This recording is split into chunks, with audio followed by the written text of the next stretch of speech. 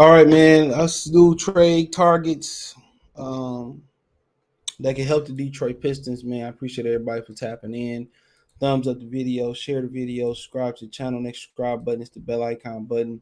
Hit all notifications, increase your chance to get notifications. We go live or drop a video. So yeah, I did a little list and call it part one, I guess. Maybe a part two coming. A couple guys that could help the Pistons. Obviously, we got a glaring hole at power forward. Some people think in house we have guys in house that can man that power forward. If it's Bagley, Durham, Stewart, Isaiah Livers.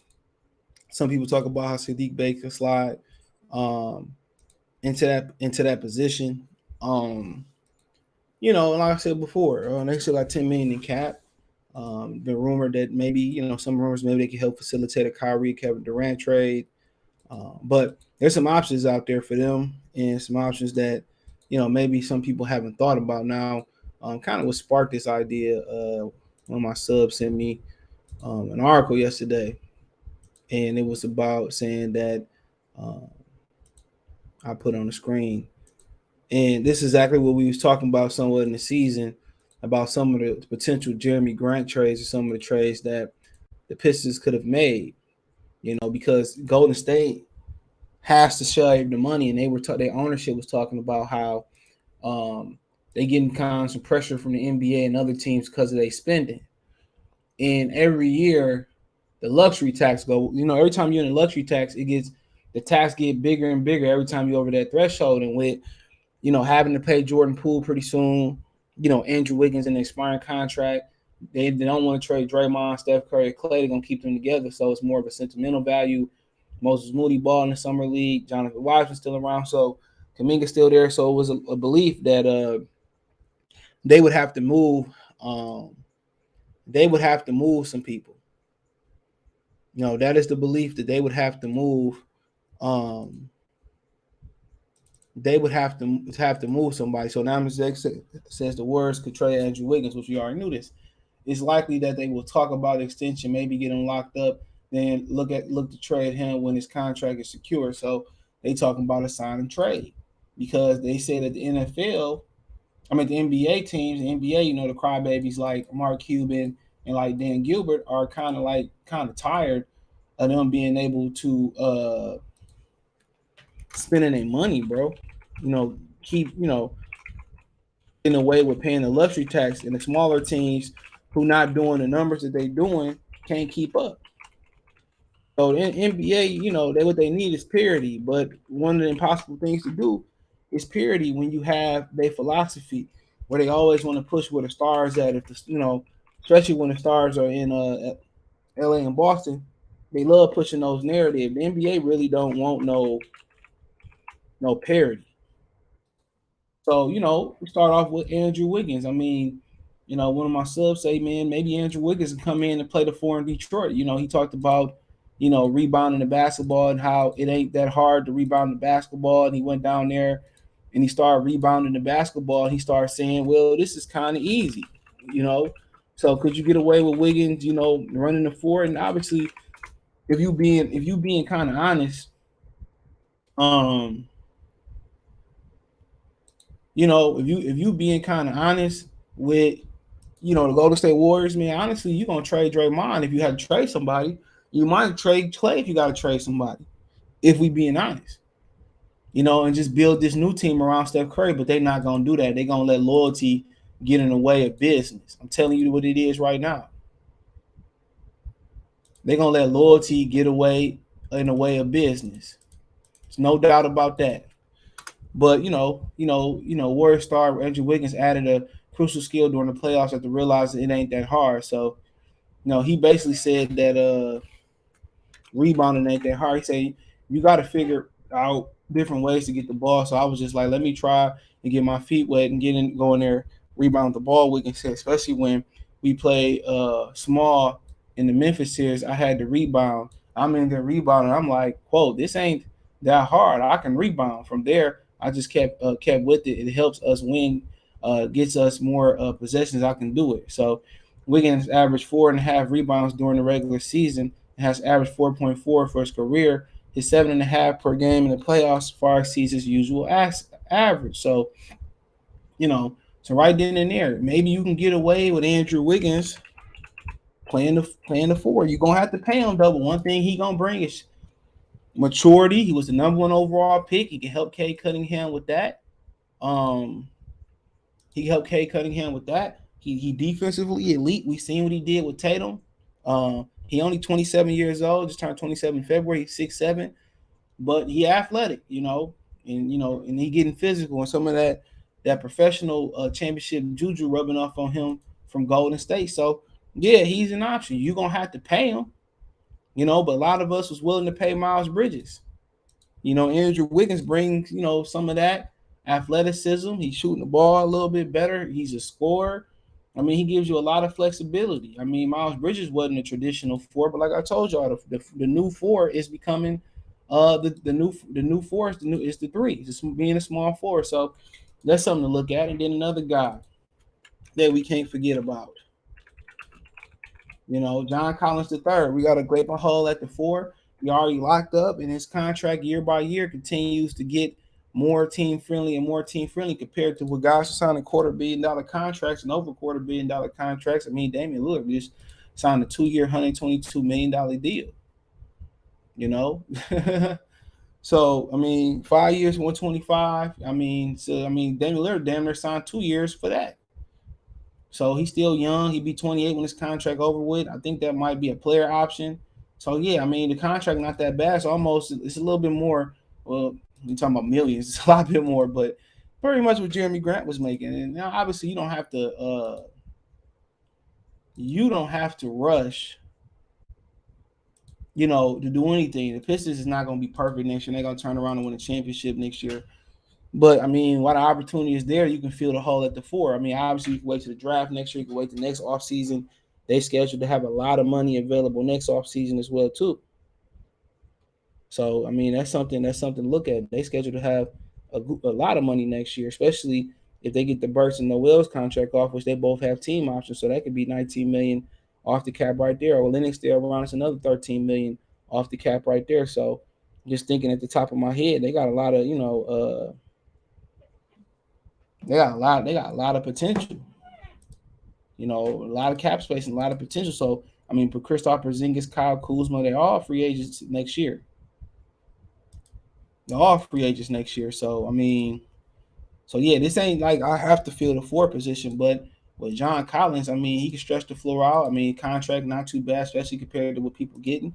A lot of people say he don't show up in big games. I mean, but you got big game Cade Cunningham. And you know what you're gonna, get with CD and Jaden Ivey, some of the other guys. So 16 points a game, rebound solid, 7.8, 1.8 assists, shoot over 52% from the field, 36 from three. So I mean, he's an option. Get on the perimeter, defend a little bit. So got some playoff pedigree, a veteran. So one of those things that really ain't that bad. You know, so so yeah, it was me in my opinion. One of the dudes that you kind of got to consider, in my opinion. So there you go, Love John Collins the third. Moving on, Patrick Beverly. Another guy who got traded from Minnesota. I think he made, people not going to talk about it, but I think he made an amazing impact on Minnesota. Minnesota needed that type of veteran for years.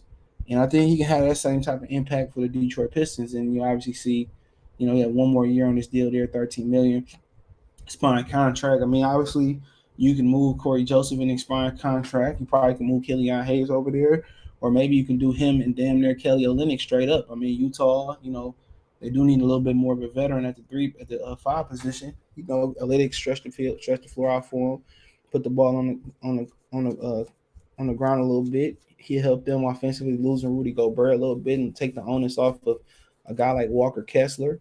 But Patrick Beverly, Beverly for Olynyk straight up, that make a lot of sense. Especially if we can, dump Corey Joseph in the deal, or we can dump Killian Hayes, somewhere, then that make a lot of sense. So you bring him off the bench, you mentor Cade, you mentor Jaden Ivey, Pitbull on demand defense. I think, this might be the best fit overall. When you just talking about overall and what he bring to the team, he'll probably be around for a long time. He'll play minutes. He got rid of Frank Jackson. In this scenario, he probably get rid of Killian Hayes and or Corey Joseph might waive him, and maybe he can get something out of Killian Hayes that some of the players can't, or coaches and players can get out of him. So, AK Mr. 94 feet, didn't know he was called that. So yeah, it makes a lot of sense, bring a lot of grit. Like, bro, when you talking about embodying a Piston, being an epitome that, he's embodied of old school '80s Pistons, early 2000s Pistons. So it's something that the Pistons really could use. I think this might be the most impactful, thing you could do. But along with Alec Burke, Nerlens Noel, Patrick Beverly, give you a boost in the bench. You need some starts. Then and there gonna demand defense out of Cade and greatness out of Cade and Jaden Ivey in the backcourt. So yeah, it make a lot of sense. It makes a lot of sense in my opinion, bro. So uh, like I said, it's just my opinion. Not saying these all good ideas. Um, so then you got somebody like Pascal Siakam. You know what I'm saying? Not sure exactly what the division is in Toronto. You need a four. He don't really shoot the ball as well, but he's a very Swiss Army knife, more than likely unlikely dudes. But you could play him at the four. I think it's more likely you get Wiggins and Patrick Beverly, but look at the numbers: 23 points a game, 8.5 rebounds, 5.3 assists. He all around does everything from almost 50% from the floor, 35% from the three. Can handle the ball. It'd be a good pickup. You just like, could you put a package together to get him? From from Toronto. One of the reasons why he does a great job of handling the ball. Good defensive player. They got OG in the body there. They got Scotty Barnes there. He was beefing with the coach last year, Nick Nurse. So, but yeah. So he could be available. Straight up, he can be available in at some point this season. You fill a four hole with another veteran player, a championship caliber player. Uh, like I said, another guy that's not on a bad contract. He got 2 years left, 35, 37 million. So that ain't really the worst thing. You see how it worked for a minute instead of the Warriors signing and trading Andrew Wiggins. And then, it's like, hey, I'm stuck with Wiggins for 4 or 5 more years. So yeah, I like him a lot. I think Wiggins might just be a little bit better shooter than him at the time, but to me, this could fit the bill right here, in my opinion. This could be a nice fit. Um, you know, give you some versatility like Wiggins. I think he a lot bigger than Wiggins as far as height. They're around the same height, so yeah, length, and he a good defensive player, and I think he got potential to be defensive player of the year as well too. So Siakam is another great option to fill that four role. You see, it's kind of a little theme there. So I'm gonna do one more. Maybe I'll do a part two with some of these. These. Well, I'm gonna do two more. So I'm gonna get two more real quick, and then I'll say this for a part two list if needed. So popular one right here. And I talked about if you're gonna play the other day. If you heard my video, I can't remember which one it was. If you're gonna play Durham and Bagley together, if you're that dumb to do that, you're gonna need a guy like this out here, knockdown shooter.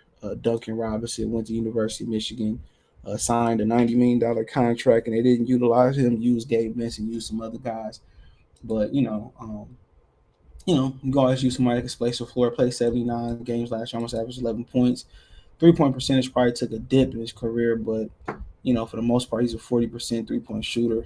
Um, Defensive liability, so but as far as filling the bucket up, he can do it. He can bring a boost to the bench. You could throw lineups like Kellyanne, Duncan Robinson, Zach Livers. Excuse me, I keep calling him Zach Livers, Lennox out there, and it'd be a really good offensive lineup too, with a couple guys in there that can defend, and Alec Burke if you throw him out there too. So, um, yeah, he's a guy. From York, Maine, ain't too many Hoopers come from up there, but he can stretch the floor. Only 28 years old. Just turned 20 in tonight, and then the contract is friendly too. He has a player. He has an early termination clause too, so the contract's pretty friendly.